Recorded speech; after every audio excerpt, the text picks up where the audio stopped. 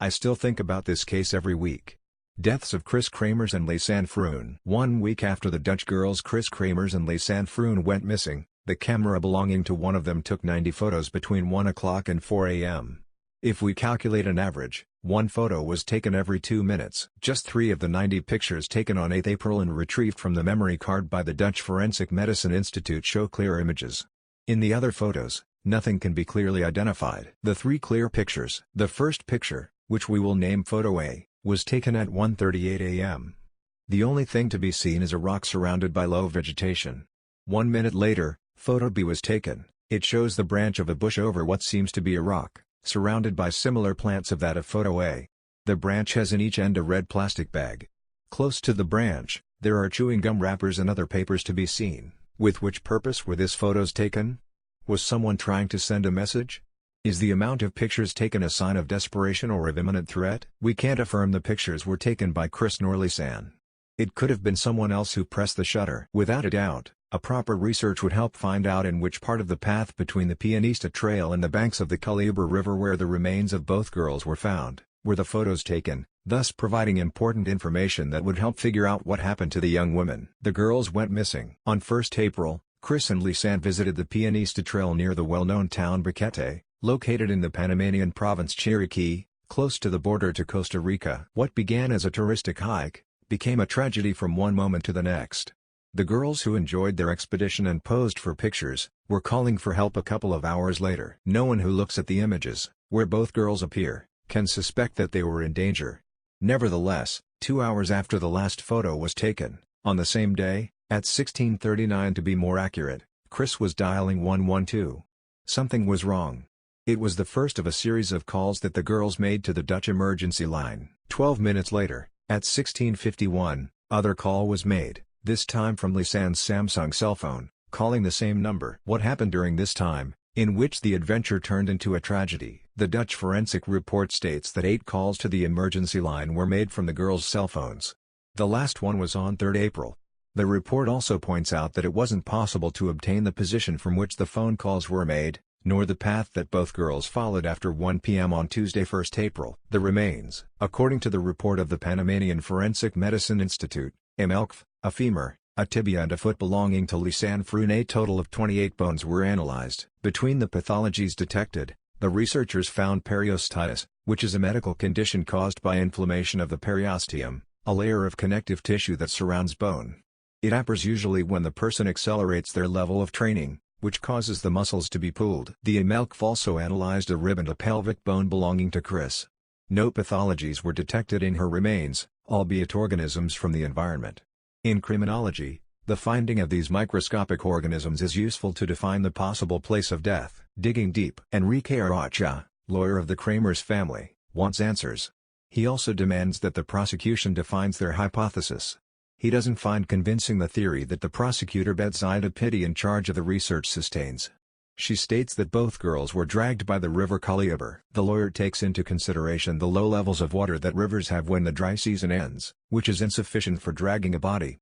Hence, he requested Pitti to rethink her hypothesis and run field tests that consider the time between the last photo where both girls appear was taken and the first emergency call. The remains were found on the banks of the Culebra River, located on a 12-hour hike from the Pianista Trail, 1 month after their disappearance. From outside of Panama, the case of the young Dutch girls has called the attention of a group of volunteers from several nationalities that follow the case via the internet. They maintain a virtual debate about their theories, based on the time lapse that beholds the first day of their disappearance, the search by rescue teams, the emergency calls and a chronological map of their belongings and remains. Within this group of volunteers, some support Aracha's theory and state that what happened to Kris and Lisanne wasn't an accident. According to them, it is highly possible that the girls were murdered. Is this the case where it was suggested that they may have been using the camera flash to attempt to signal for help? It's the case where there's absolutely no mystery, and yet it gets reposted every 2 weeks. Yes. Seriously, people thought bleached bones meant someone had bleached them, proving their nonsense serial killer theory, not that they were sun-bleached. I know, down votes. This is just my least liked case that's regularly posted because I don't think there's any real mystery about any of this. Why would a murderer leave their cell phones with them? They checked their phones, attempted to call emergency services every day at the same time until the phones died. One other thing. Those cell phones had like 32 sets of prints. This is so not an accident. Too many unbelievable things happen that can never be explained by them just being lost in the jungle. Which, by the way, is in fact not a jungle with crazy wild animals, but a very dense forest. 2 Dutch girls lost in a jungle.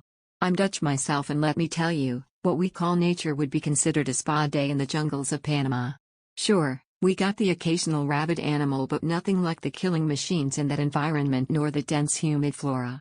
They were just in way over their heads once they got off trail, whether accidental or on purpose.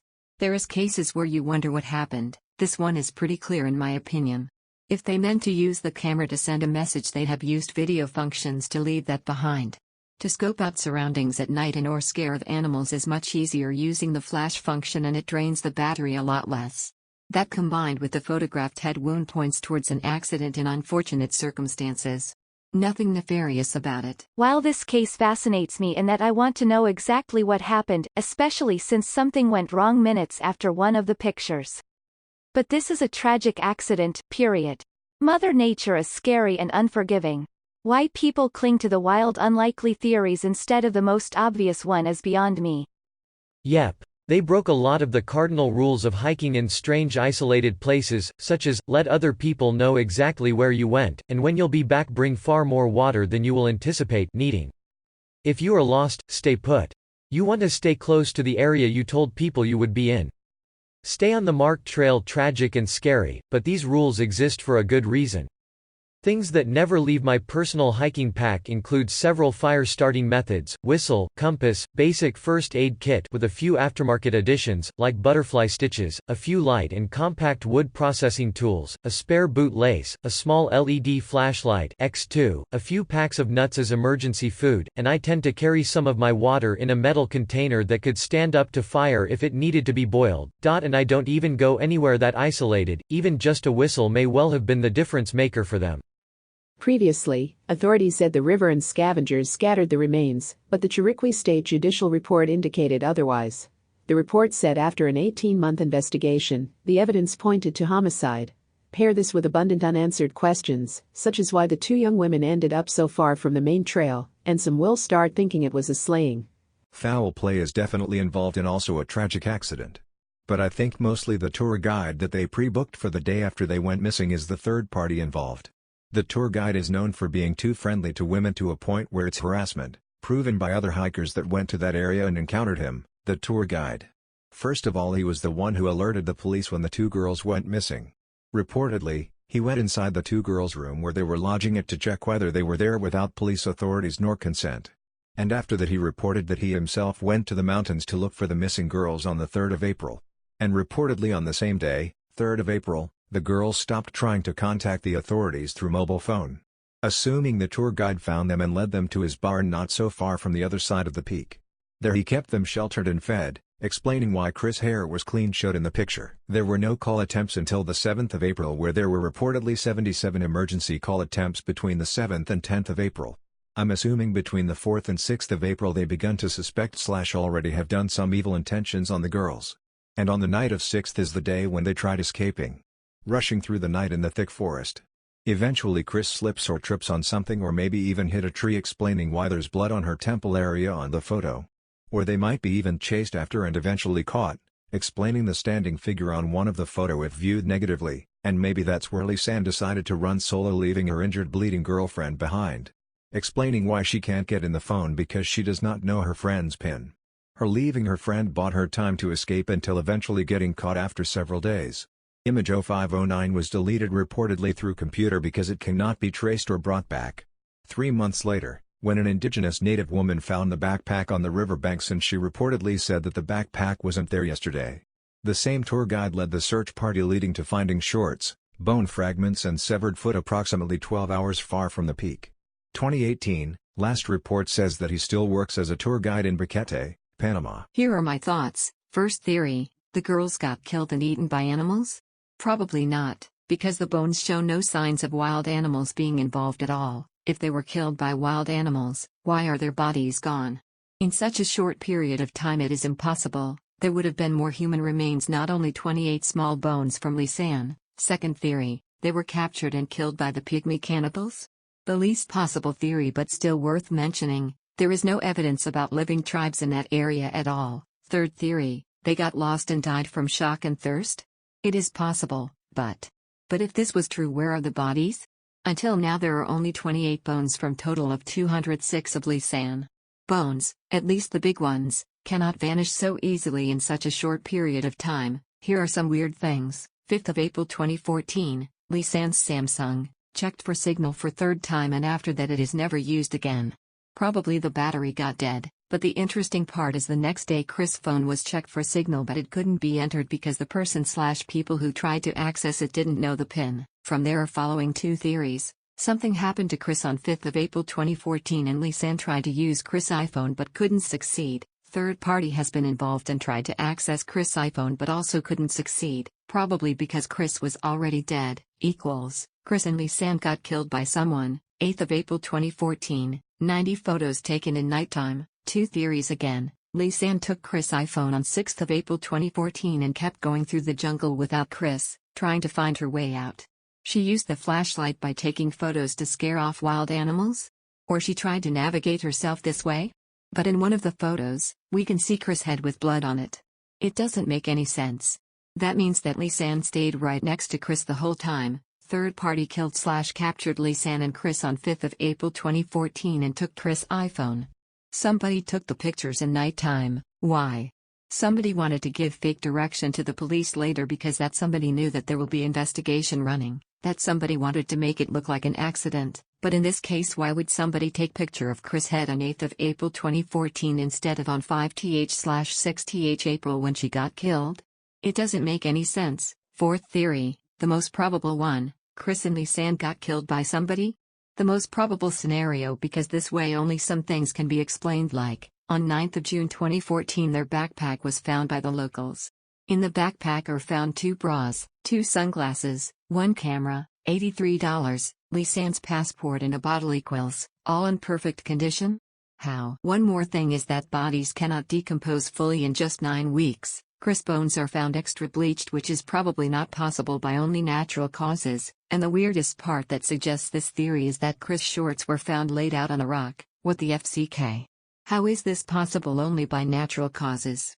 It doesn't make sense at all. Call me crazy, but I personally believe that a third person was involved in this case. I'm unsure why anyone researching this case would claim they died by natural causes given the girl's shorts were found fucking folded on a rock, for fuck's sake. So I take it we're to believe the girl decided to take her shorts off and try a naked survival for a while? Or that when she died her shorts went for a walk and folded themselves up? Come on guys, wake up, they were murdered. Funny because a different witness claimed they weren't folded, they were found in the river. Maybe you should wake up if you think shorts on a rock equals murder. Why would a murderer fold shorts and put them on a rock? Maybe Lisanne left them there for searchers, so they knew what way she was headed. After all, the evidence points to Kris likely dying before Lisanne. This makes only about 1000% more sense than one person said her shorts were folded on the rock, so it has to be a murder. Wake up. I agree with you. The people who say it was just an accident don't know about the picture being deleted from the camera. They also don't know that only Kremers' remains were bleached and not Lisanne. Furthermore, there was another death that happened in the same area a couple years before Lisanne and Kris. The body of that missing person was found 2 years later, mostly intact and not bleached. Thanks for posting about this. When I first read about this case 2 or 3 years ago, it quite literally kept me up at night. Imagine the fear those girls must have felt. Nobody deserves that. There are so many curious things about this case. I remember reading that the night those pictures were taken, there was a search party on the trail. It's possible that the pictures were taken as a way to try and get their attention with the flash. That makes sense to me. At some point one of the girls must have either died or lost consciousness because someone tried many times to use the passcode to access one of the phones. Maybe the biggest mystery about all this is that one of the girls' backpacks was found several miles from where they disappeared and seemed to be neatly packed with nothing of value stolen. It really bothers me that we can't piece this one together, but my theory is that one of the girls was severely injured. Likely a head injury. And the other girl stayed with her as she slowly died. They may have fallen down an embankment with their voices being drowned out by the river when rescuers got close. The other curious thing about this case was the bleached nature of some of the bones that were found. I saw speculation that people thought this was evidence of foul play, but I'm not sure about that. Thanks again, this one haunts me. I find it quite funny how normal people are totally ignoring what experts have said about this case. That is that the evidence does not support accidental deaths. There's no evidence that animals scavenged the Hollandesses, he says, directly contradicting the accident theory espoused in the wake of the tragedy by Panama's public ministry, the main government center for investigations and prosecution. The Hollandesses' bodies should not have broken up like that, not in just 7 or 8 weeks, he says, echoing other forensic sources I've interviewed. And we should have found more of their bones. He taps the map of the Serpent River headwaters several times for emphasis. Then there is the question of the bleaching. There shouldn't be bleaching on these bones, says Dr. Georgina Pacheco. We have less than 10% of one individual, and less than 5% of the other, says a Panamanian forensic anthropologist with close knowledge of the case. Under the circumstances, this kind of extreme fragmentation is very strange, says that same member of Panama's Institute of Legal Medicine and Forensic Science, IMELCF. In the Dial case, the skeleton was more than 90% intact after about 2 years in the forest, Pacheco says, and there was no bone bleaching present. This case bothers me endlessly. I am 100% certain we don't know everything. Panama has huge crime, corrupt police and a dangerous jungle. And we are supposed to believe they stumbled, fell and drowned, were dragged by a trickle of a river. It was dry season at that stage. The story about the erased photo 509 to me points to cover up by officials. It could only have been erased like that by using a computer. No jungle-based criminal will bother with that. I think when the Panamanian officials saw the contents they panicked and erased it. Gotta protect the tourism industry at all costs. I will never stop hoping that the truth will be revealed one day. Edit. No idea why people are dead set on this being an accident. And down voting. From the article below, you are literally arguing against scientific evidence of the remains. The remains have more in common with remains that were covered in lime than remains scattered by animals. Read below. Search teams hunting for Kris and Lisanne also hoovered up other human remains found in the area, likely from a washed-out indigenous cemetery, according to the IMELCF source. However, not even these older bones showed signs of bleaching, says the medical examiner, who personally studied all the related bone fragments in the case. I just can't tell you it was an accident, he says of the Hollandesses, because the science does not support that conclusion. People keep matter-of-factly stating it wasn't foul play. And I have no idea why. The Daily Beast did an update on this story 3 years after the fact, with new evidence and information. The forensic anthropologists who have reviewed the autopsy notes believe it was foul play based on the evidence, location of items, and remains. Some experts that looked at the initial evidence that stated matter-of-factly it wasn't foul play, in the article reversed that opinion on the case after new evidence and information has become available. There have also been reported as low as 24 Daily Beast and as high as 31 Listrella women either murdered or disappearing from the area, including an American found raped and strangled on a popular path, not far from where those two were taking pictures. They found a man missing 2 years in the jungle. His body was almost completely intact, wasn't bleached and had obvious animal markings. The girls did not, and with them being bleached and having no animal marks, the anthropologist stated the condition of their bones were more in common with remains of carnal victims whose remains were covered in lime, than the man that's body who was out there way longer, and found in the same general area as the girls' remains. The backpack was also moved and placed by someone in the night. Because the woman who found it said it was not there the day before. Read the latest on the case, it's not cut and dry whatsoever. And there are accusations of this being a politically motivated cover-up because it would affect tourism to the area. There have been dozens of murders of women in the area. There is obvious frustration with this case by the people interviewed. The interview with the actual investigators in this case believe it's foul play, and they are dealing with a very smart killer who doesn't leave evidence. Lisanne was asthmatic. Where's her device for asthma? Why isn't she red-faced at the mirror? They look like they didn't got upon mountain. Do too. This is number 1 on my baffling cases. I keep thinking of those poor girls being lost and how they were allegedly alive until April 11th. 10 days after they went missing, and no one saw or heard them yelling for help? Also all the attempts to get into Kris' phone with the wrong PIN entered. The backpack being found with 30 different fingerprints on it? It goes on and on. So, what do you think happened to Kris Kremers and Lisanne Froon? Do you believe the experts who say there was no sign of animal activity on the bone fragments and they wouldn't have broken down so fast? That one's bones were bleached and the others were not? What do you think of the allegedly creepy guide? I used to think the girls just got lost, but the more I look at the case, the more evidence seems to point to murder. If you enjoyed this episode, please give it a thumbs up and subscribe. Please give it a thumbs up and subscribe. Please give it a thumbs up and subscribe.